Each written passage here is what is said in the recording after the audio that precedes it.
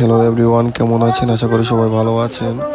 আজকে রাসযাত্রা উপলক্ষে মিনি একটা ব্লগ নিয়ে আসলাম, আশা করি ভালো লাগবে। দেখুন, এই যে গাছগাছালি দেখছেন ওনা, এর মধ্যে রাধাকৃষ্ণ ঠাকুর রাখা হবে।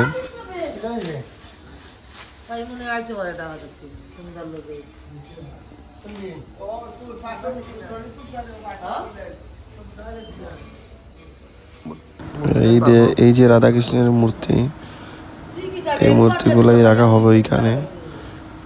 এই যেখানে দেখা হয়েছিল গাছগাছালি রাখা হয়েছিল, এইখানে রাখা হবে, সাজিয়ে সুন্দর করে রাখা হবে।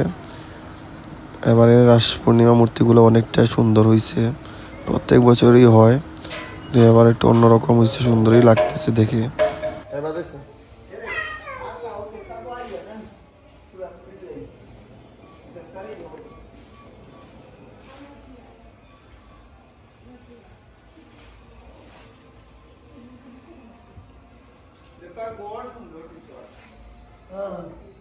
খাসা রয়েছে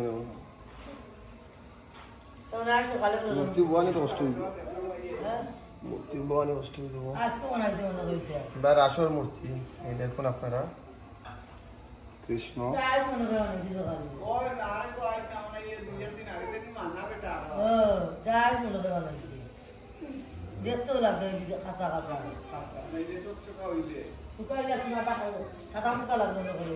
রাখালটা করে কৃষ্ণ।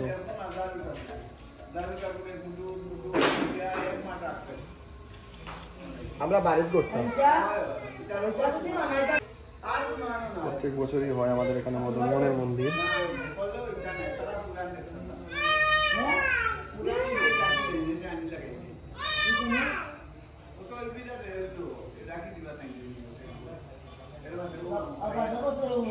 রাধা ঠাকুরের মূর্তি,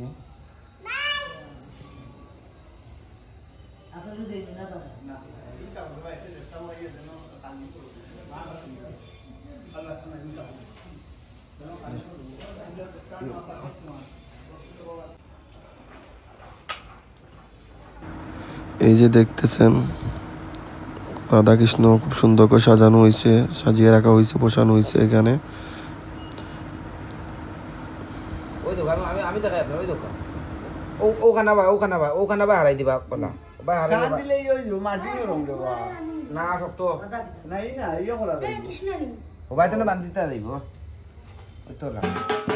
প্রদক্ষিণের জন্য আমরা মদনমোহনকে নিয়ে বাড়ির উপরে নিয়ে আসলাম।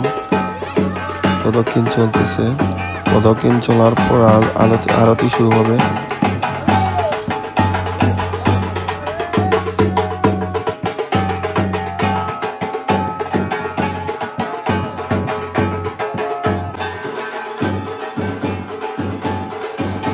আরতি শুরু হয়েছে, সারা রাত এইভাবে গান কীর্তন হবে। আশা করি ছোট মিনি ব্লগটা ভালো লাগছে আপনাদের।